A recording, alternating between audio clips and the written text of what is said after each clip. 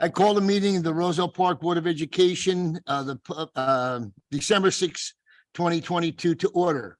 This meeting is held in the Roselle Park High School Auditorium. Is an open session of the Roselle Park Board of Education held under the Open Public Meetings Act of the state of New Jersey. Notice of this meeting was sent to the Star Ledger, local sources, the Home News Tribune, the Borough Clerk, school offices, and the district website. Roll call, please. President Helms, Here? Vice President Carlstone, Paul Vimante, Mark Fernandez. Here. Z Infante. Here.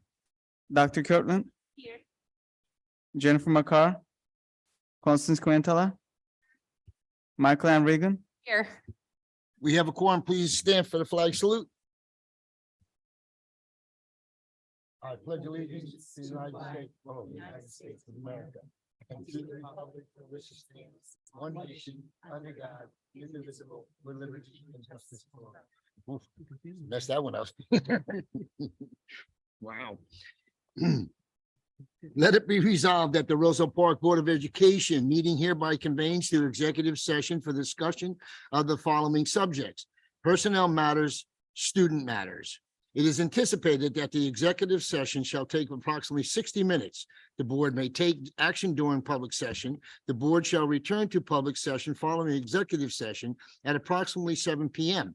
The minutes of the executive session shall be released to the public when the reason for the executive session no longer exists. Do I have a motion to go into executive? Shen.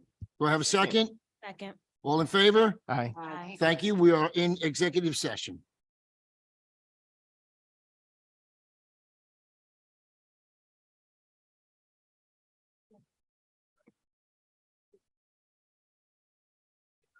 Hey, I thought you said you were gonna be late.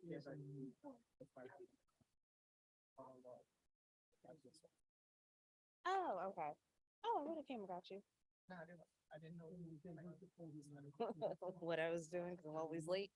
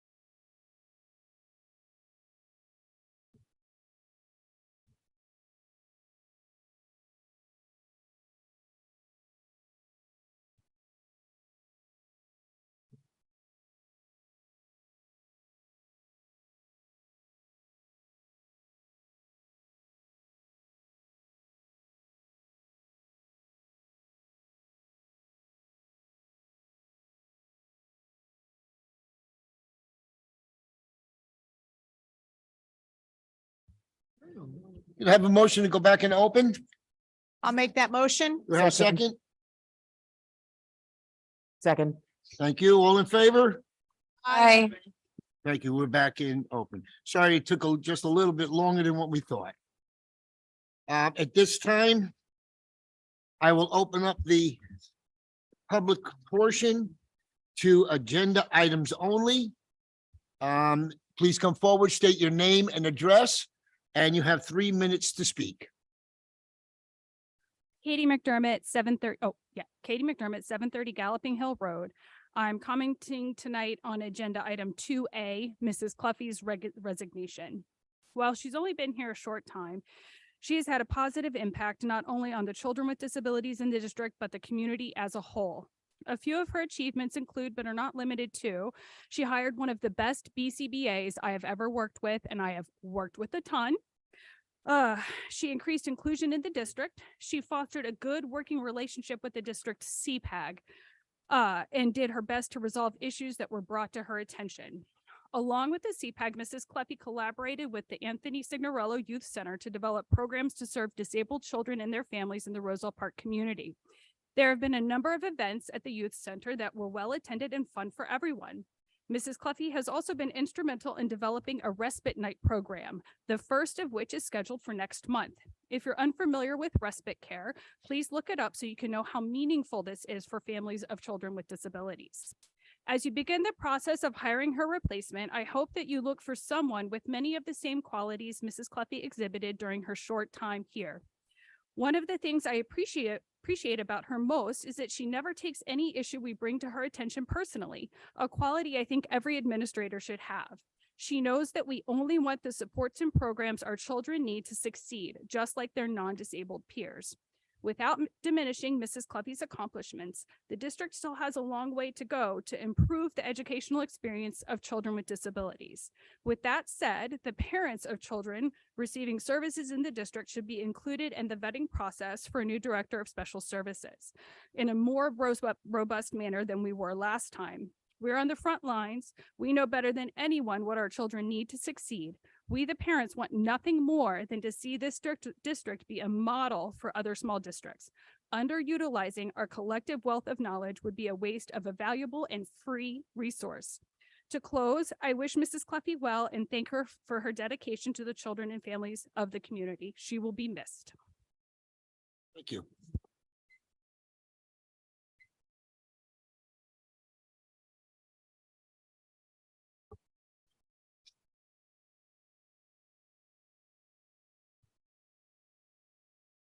Seeing no one else. Seeing no one else, I will close the public portion. At this time, we'll have the principal's report. Ms. Costa?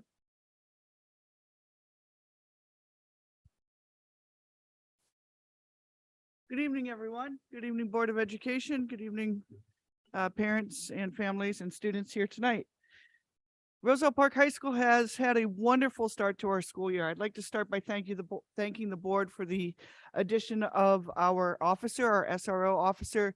It has made a huge difference to the climate of the building and to the safety of our students and staff, and we so appreciate that. So thank you.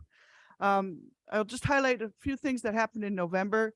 November was a busy month here at the high school, not to mention the homecoming and the football games.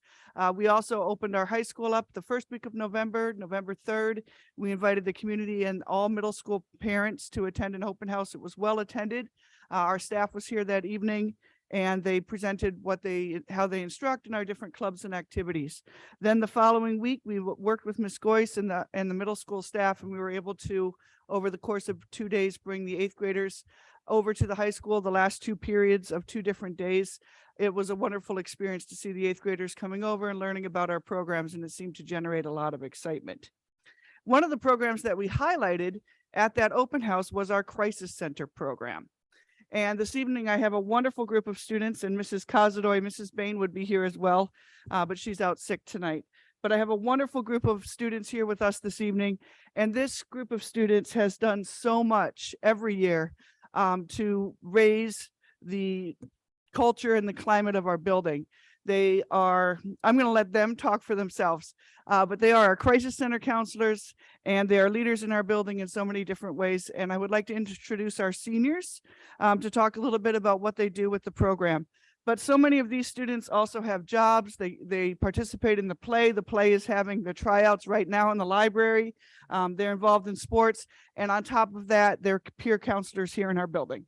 So it is my pleasure to honor our crisis center students this evening and focus on our seniors, who are going to give a little bit of an introduction to what we do here and what they do here with the crisis center.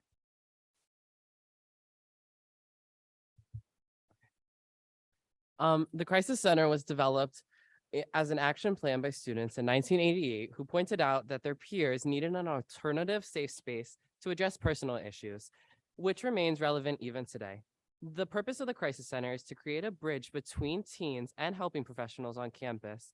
Last year, approximately 70 students used the Crisis Center, which enabled them to help deal with many issues, especially the aftermath of the COVID pandemic and the impact of having to quarantine.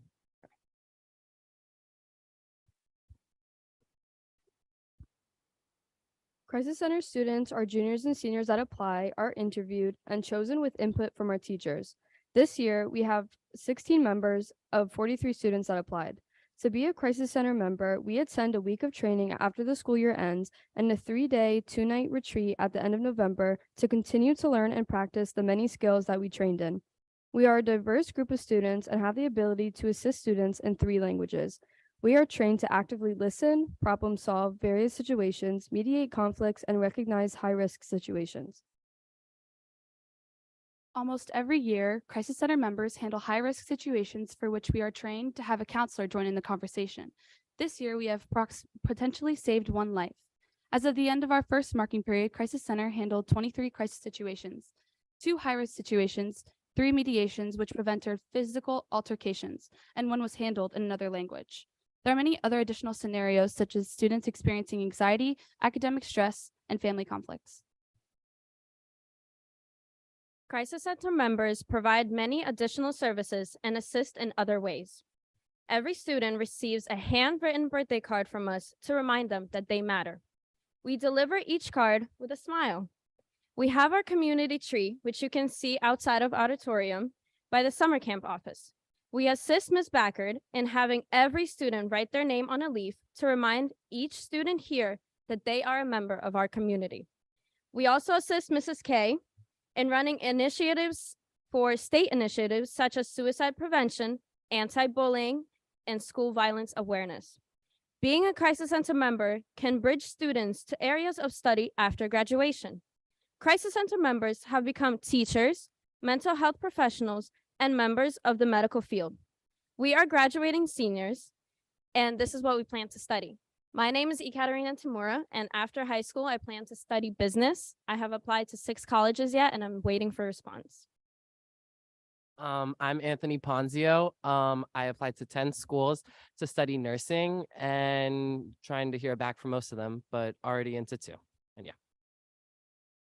My name is Remy Newhart, and I plan to study psychology. I've also applied to 10 schools, but haven't heard back yet. My name is Dina Dokik. I plan to study chemistry, and my top school right now is Pace University in New York.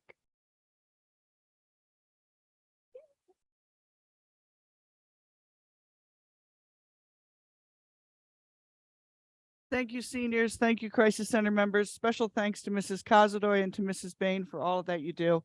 They take time out of their summer to train. They take a weekend to go to a retreat. And then they oftentimes come in early and stay late to resolve the different crises that come up and to finish the paperwork. And they're always there for me when I bring a situation into the office for them, and they handle it in such a professional and such a confidential manner. And I would also like to focus on Michael Ferguson. He's sitting up here in the front row. He doesn't get a lot of accolades, but he's always in the background. Michael has been taking photos for us. He found his niche, taking photos of different events. He comes to everything, and he really does a great job keeping my Instagram going and keeping the yearbook supplied with photos. So Michael is here out of his time to take photos for my Instagram of the presentation, and I'll take some as well. So with that, Mr. President Harms, thank you so much for letting us honor our Crisis Center.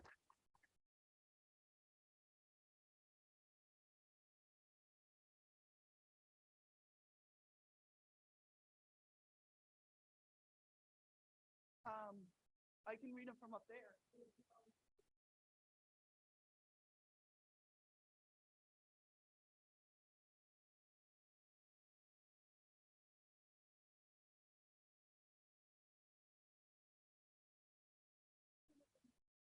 Here or there at basketball practice, but I'll read all the names.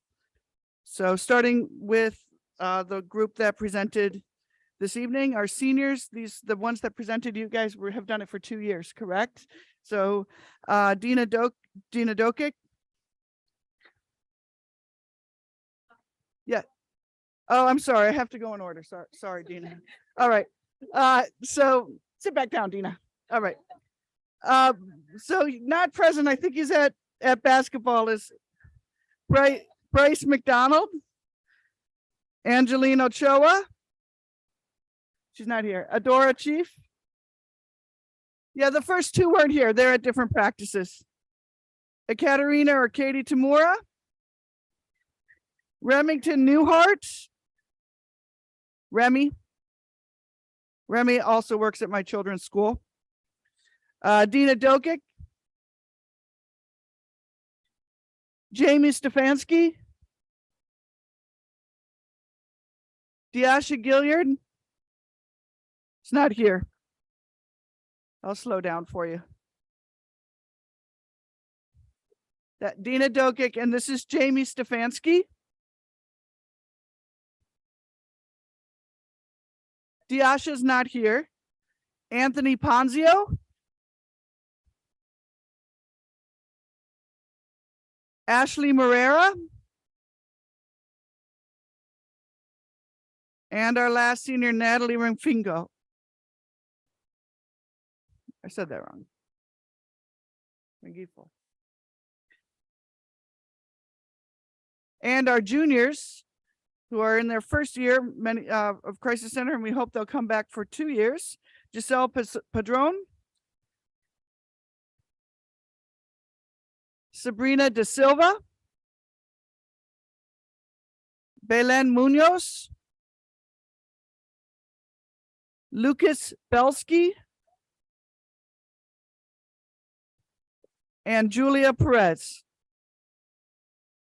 And I know she doesn't have a certificate, but I'd also like to bring up Mrs. Kazadoy. And we won't forget Mrs. Bain, but she was unable to be here with us this evening.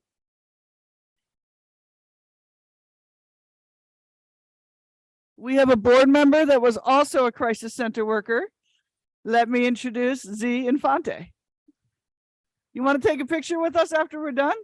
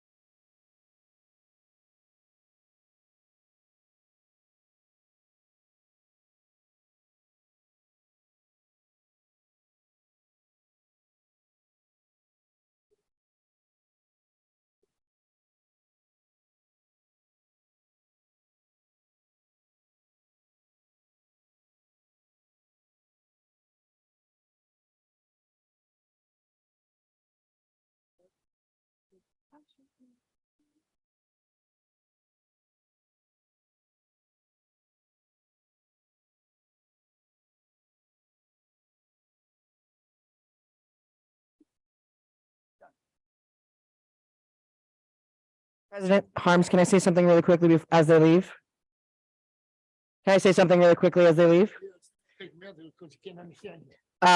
Before you all leave, I just want to say the Crisis Center saved my life, changed my life, and has impacted me years later. So I'm so grateful for everything that you're doing. And I look forward to seeing how it informs the rest of your lives and your college experiences and the rest of your time here at Roselle Park High School. So thank you.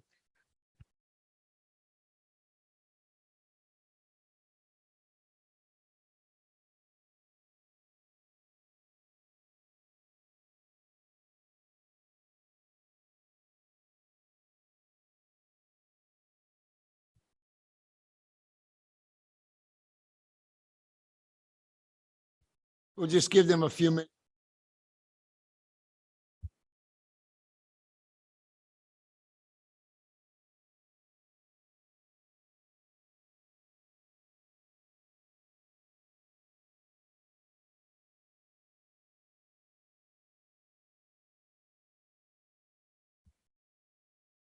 Okay, as we move on, I will move into committee reports. I have a report. Thank you. I attended the Union County School Boards Association meeting on November 16th at Kean University. The topic for the evening was communication tips for school districts presented by Darenia Villalona and Gisette Duran of the New Brunswick School District. They discussed different communication strategies that boards can use to inform and engage the community. The presentation focused on connecting the internal and external communities to keep everybody informed.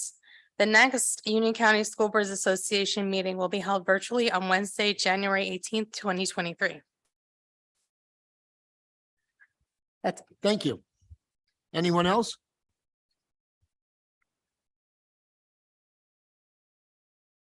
Hearing none, we'll move on to superintendent's report. Thank you, Mr. Harms. Good evening, everyone. As it is required by the Department of Education, we are to report on two tests this evening. One is the New Jersey Graduation Proficiency Assessment that was given in spring of 2022, and also the New Jersey Start Strong, which is the fall 2022. It was done this past fall. And for that, we have a director of guidance and testing, Ms. Colleen Bodek, to do the presentation. And this is so if we can go, yep, it's up here.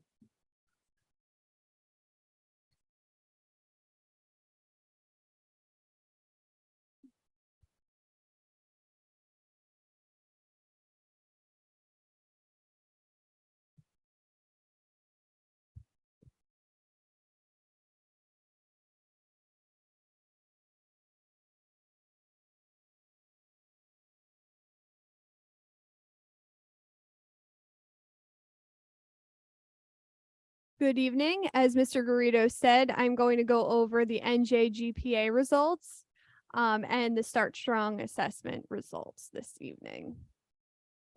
We'll start with the NJGPA, and that stands for the New Jersey Graduation Proficiency Assessment.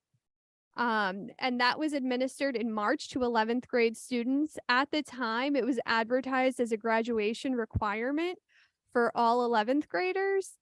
Since that time in August, the governor signed legislation saying that it is actually a field test, and the assessment requirements for the class of 2023 have been waived.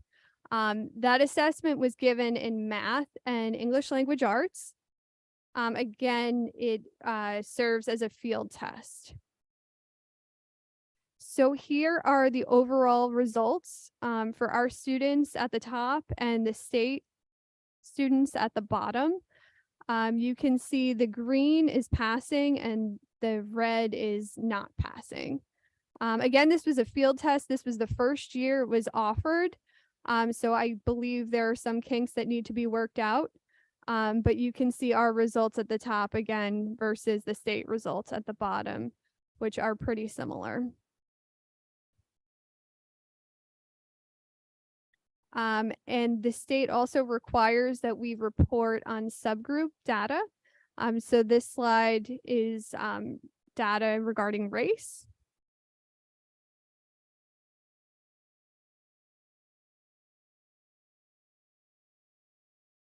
and this is program. So we can see free and reduced lunch all the way to the left, 504 students, special education students, general education students, and all results all the way at the right.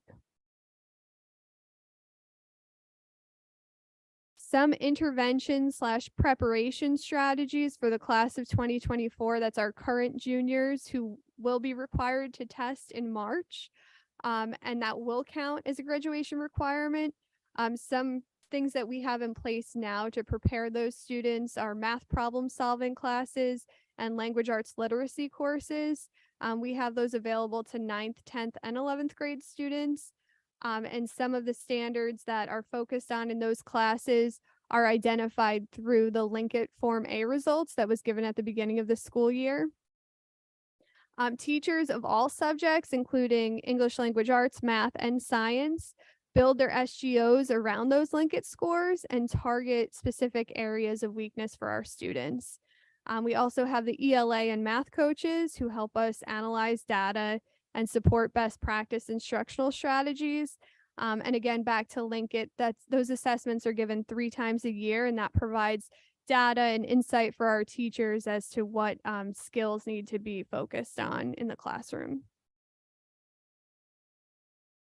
We're moving over now to Start Strong, which was given across all schools.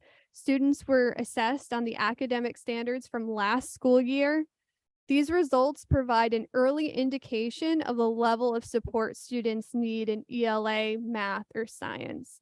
So when you see the results, don't think of it like this is an assessment of what the students learned this year. This is a beginning of the year assessment to kind of gauge what kind of support students need throughout the year. And these assessments were given in ELA, math, and science, 1 unit per subject, up to 60 minutes per unit. Students with an IEP that have DLM, dynamic learning maps, stipulated in their IEP will take or have already taken an alternative assessment to the Start Strong. So the first slide here shows our ELA results, and this is district-wide. Grade 4 is all the way at the left, and grade 10 is the second to last on the right. So you can see for ELA, green is less support needed, orange is some support, and red is strong support needed. So overall, it looks like we're a little, we're pretty much balanced between our less support and strong support needed, which kind of makes sense. In the beginning of the year, you have a wide range of students needing more support, a little support, and less support. And that's ELA. Now, math across grades, it appears that strong support is needed.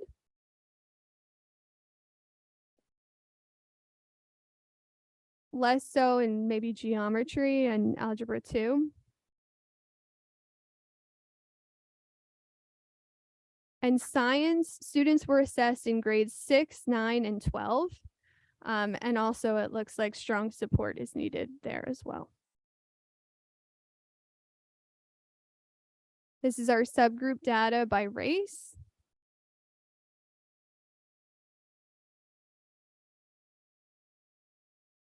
We could see overall less support is needed.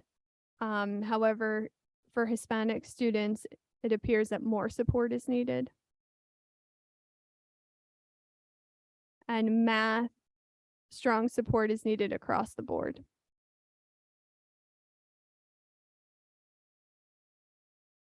Science as well. This is subgroup data by program, and we could see that strong support is needed, or the most support is needed for our ELL population, followed by special education students and free and reduced lunch students.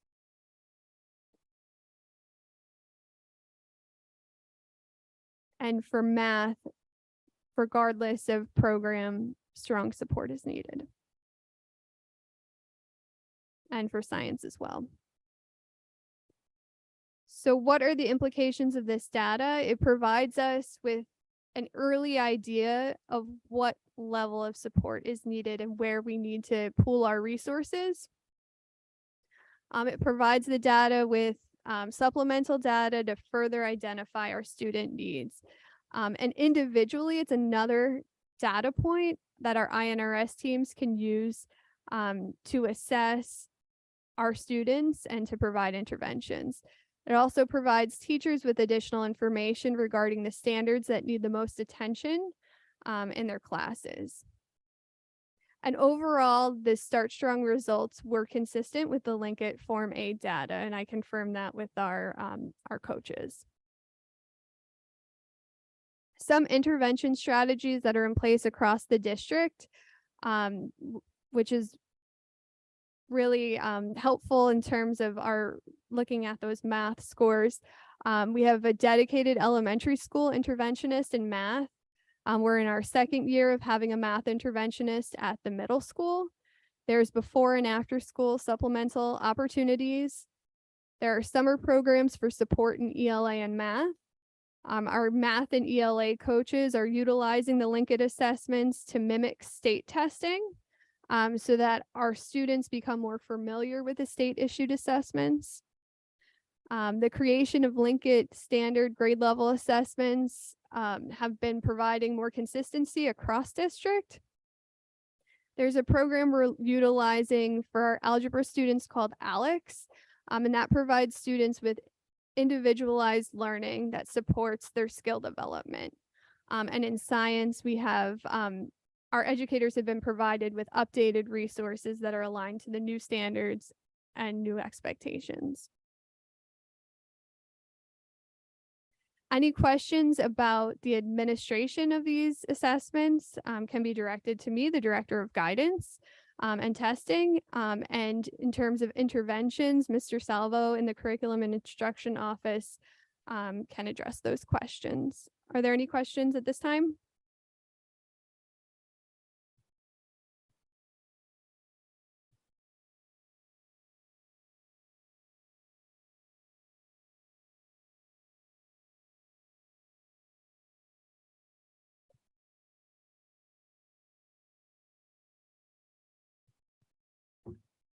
Yes, I do have a question. For the Strong Start data, is there any way to get that divided out by school, especially at like the elementary level?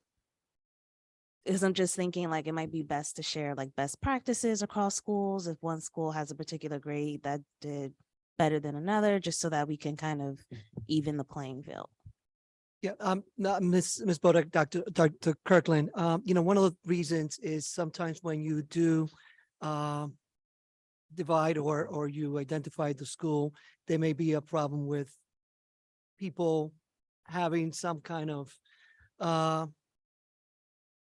it does affect the way people will look at each individual school. So we try to do it because we have the same programs, same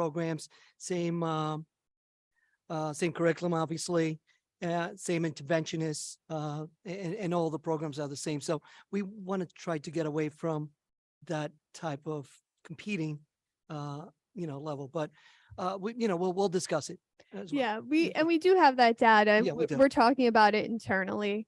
Unfortunately, to share all the data that we have would probably take all evening, because I think each presentation that I had for each of these assessments was about 50 slides long.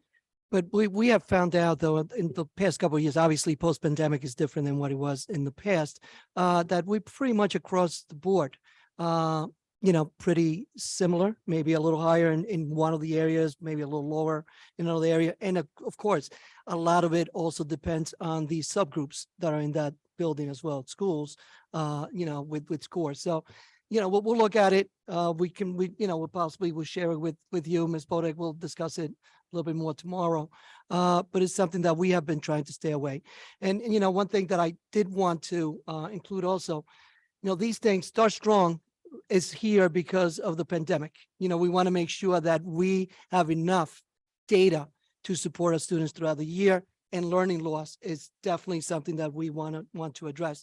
The New Jersey graduation proficiency assessment is a field test. Don't forget, they usually set their bench level based on field tests, and things will be changing over the next year or so. But Ms. Bodak, I don't know if there's anything else. Yeah, they want- to piggyback off of what Mr. Garrido said, and I tried to stress it in the presentation, but I'm not sure if it was conveyed. This is basically a benchmark. So at the end or at the beginning of next year, when I report on the NJSLA scores, that's when we can see whether or not the strong support was provided this year. And hopefully we will see that. And as you reflected can in see from the scores. interventions as well, I mean, we have put in a lot of effort into our support and interventions, whether it's after school programs, in-class support, our coaches, our interventionists are in the classrooms and so forth. There's a lot of support in place at this point, which again, we'll probably won't see a huge gain in another couple of years. So because we had 2 or 3 years of learning loss due to everything that went on, but we will certainly work on that different school scores as you mentioned. Okay. Yeah, thanks. I You- just you- wanted to make sure, like, as I understand Yeah, the whole competition right, of it right. all. I just wanted to make sure, like, we're having that conversation Yes, internally because there absolutely. could be ways we can learn from each other. Yes, So I want to absolutely. make sure And- that's Yeah, happening. and one thing that the 3 elementary principals do is they do work together to make sure that whatever is presented to a staff in terms of instruction presented across the district. All right. I also have a question. You mentioned the DLM assessment. So for the fall DLM assessment, I noticed that there is no data up there. And I was wondering if we do have some data on that and how we're going to support our self-contained special needs students with IEPs that did take the DLM. Yes, so we have until, I believe it's December 20th to finish that assessment. So that'll be reported at a later time, as well as the interventions. Okay, thank you. Hold on. Can I just piggyback on something Sure. Dr. Kirtland said? And I agree with her and your assessment of it not being a competition.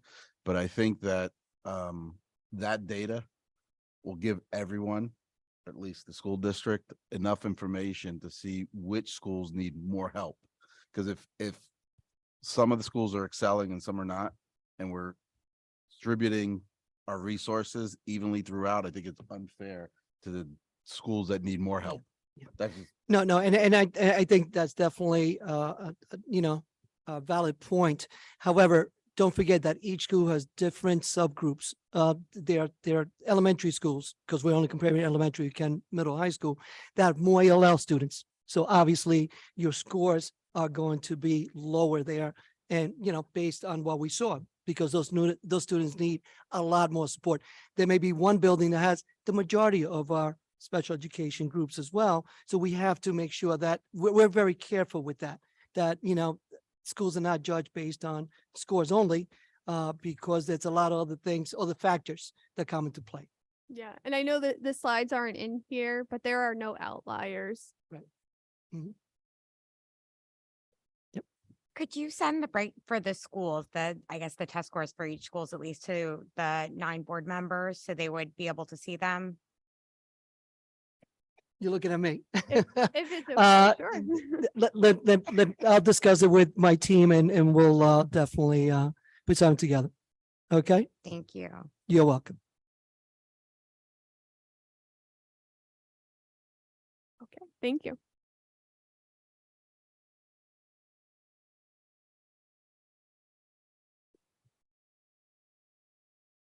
Just thing for our public who's here and our board members, please support our winter concerts. They're coming up. Please look at the calendar.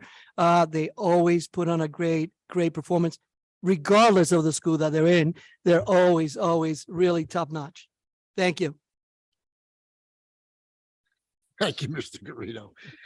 I do agree. Each school puts on a perfect show. At this time, we'll move into the agenda under personnel. On your agenda that you might pick up, I'm switching number 1 and 2, just putting staff resignation first, and then 2 is the staff appointment. It just goes in order. Okay, so we'll move on to the agenda. Item 1, staff resignation. 2, staff appointment. 3, staff retirement. 4, rescinding resignation. 5, rescinding staff appointments. 6, medical leave. 7, maternity leave of absence revision. 8, home instruction and instruction instructors. What? Okay, okay. 9, professional additional hours. 10, elementary proctors, 2022, 2023. 11, professional development. 12, extra duty periods, 2022, 2023. 13, 2023 summer camp staff salaries. 14, additional high school extracurricular advisor for the 2022-2023 school year. 15, additional Title I AP pre-test tutoring. 16, additional Title I social emotional learning enrichment staff. 17, additional staff, standard-based instructional support staff. 18, high school additional teachers in classes 2022, 2023. 19, revision of instructional support stipends. Agenda items under personnel. 1, additional lunch proctor personnel. 2, additional high school and middle school fall winter coaches 2022, 2023. And number 3, lunch aid additional hours. Do I have a motion? Make that motion. Have a second? Second. Any discussion on any item? Hearing none, roll call, please. Vice President Carlstorm, Yes. Paul Bimonte, Yes. Mark Fernandez, Yes. Z Infante, Yes. Dr. Kirtland, Yes. Jennifer McCarr, Yes. Constance Quintella, Yes, with an abstention for 1 staff appointment, now 2 staff appointment B. Michael and Regan, Yes. President Harms, Yes. Motion carries. Under education, agenda items 20 through 25. 20, field trip request. 21, tuition termination. 22, harassment, intimidation, bullying incidents. 23, bedside instruction. 24, tuition agreement. 25, conference attendance requests. Do I have a motion? Do I have a second? Second. Any discussion on any item? Hearing none, roll call, please. Vice President Carlstorm, Yes. Paul Bimonte, Yes. Mark Fernandez, Yes. Z Infante, Yes. Dr. Kirtland, Yes. Jennifer McCarr, Yes. Constance Quintella, Yes. Michael and Regan, Yes. President Harms. Yes. Motion carries. Under business, agenda items 26 through 34 and addenda items 4 through 5. 26, monthly certification. 27, approval of bills. 28, approval of minutes. 29, secretary treasurer's report. 30, bus drills. 31, use of buildings and grounds. 32, student transportation contract. 33, approval of 2022, 2023 health and safety evaluation of schools, buildings checklist and SOA. 34, Roselle Park Administrators Association contract resolution. Under the addenda, business. 4, federal grant budget revision, and 5, use of buildings and grounds. Do I have a motion? Make the motion. Do I have a second? Second. Any discussion on any item? Hearing none, roll call, please. Vice President Carlstorm, Yes. Paul Bimonte, Mark Fernandez, Yes. Z Infante, Yes. Dr. Kirtland, Yes. Jennifer McCarr, Constance Quintella, Yes, with abstention on 31G. Michael and Regan, President Harms. Yes. Motion carries. As we continue, we will go into continuing business. Do we have any? President Harms, I just want to say a few thank yous. Being my last board meeting, I I just want to thank to all the board members I've served with, school administrators, parents, and the residents of Roselle Park for electing me 3 years ago and trusting me with this position. I'd like to thank Mr. Garrido for his leadership and strength during a rough period in our district. And a special thank you to you, Lauren, for your integrity and leadership, not just for this board, but for Roselle Park and all of its residents. Lauren has shown me to be a fighter for this town, and with his dedication and service for all, I thank him and want to honor his years of continued service to Roselle Park. My plan is to continue to work with parents within the district to continue to hold accountable this board for the benefit of all children. Thank you. Thank you. Any other continuing business? Mr. Harm, just now that I see Mrs. Becker in the audience here, I just want to thank her for the outstanding job that she's done as the anti-bullying coordinator. Thank you, Mrs. Becker. You really have done a great job. Thank you. I was waiting for him to notice you to say something. I don't know. All right. go ahead. Okay. Any other continuing business? Any new business?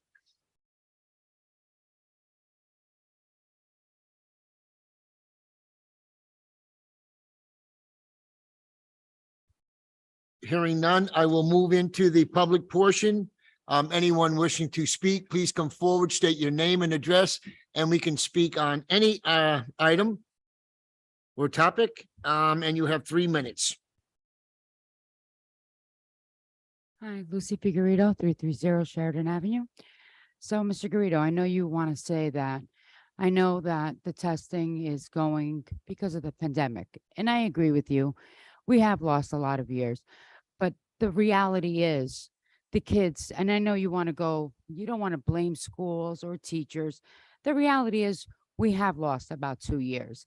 And I know that for a fact because my child was tested and she has lost 2 years of going back. And I'm actually embarrassed to even say that. My daughter is 2 years behind. And it's not only my daughter, it's the school district. Thank you. Mrs. Figueredo, I just wanted to respond. Thank you, and we appreciate that. I can tell you that most school districts around the state, if not all, are having the same discussion as we're having, because all of our children have lost 2 years, not only Roselle Park. No, I get it. Okay. No, I do understand, but a lot of Roselle Park, majority of Roselle Park. Thank you. And just to add to that, being reelected to the board, I will make the statement, I will ensure within my power, whatever that might be, next year to try to turn some of this loss that we've had. Cannot guarantee we're going to come back with 2 years within a short period of time, but with the board's help next year, I think we can go forward and move a little bit forward. So that's my commitment to our children. Anyone else wishing?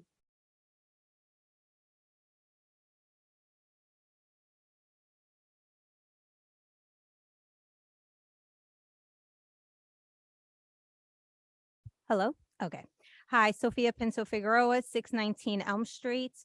So as a follow-up to the information that was presented tonight, it was very concerning to see specifically the math and science results presented. As we know, math education really starts at the young age, so you can't expect high school rates if the elementary schools aren't doing well, right? And I recognize that we're in a time where our children are recovering from severe learning loss and that our teachers are working hard to teach them. I do want to emphasize the importance of using the summer months to further the development of our children. Knowing that these tests are given at the start of the school year, I'm curious how much the summer being out for 2 months plays into the low test results, since the children are out of school for 2 months and then they're being tested at the start of the school year. Last summer, the elementary schools received a reading packet and a set of books, and there was a coordinated library program. I'm wondering if there's any consideration of investing resources for this upcoming summer, specifically around STEM. Thank you.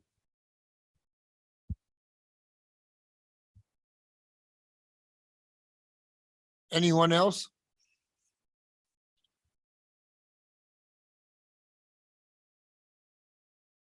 Seeing none, I will close the public portion. Before I ask for a motion to adjourn, I would like to first wish all the board members, the Roselle Park School District, the community, all a very, very happy or a Merry Christmas, Happy Hanukkah, and most importantly, a healthy and blessed New Year. At this point, I would like to have a motion to adjourn. Shen? Second. All in favor? Aye. Anyone opposed? Aye. We are adjourned. Thank you.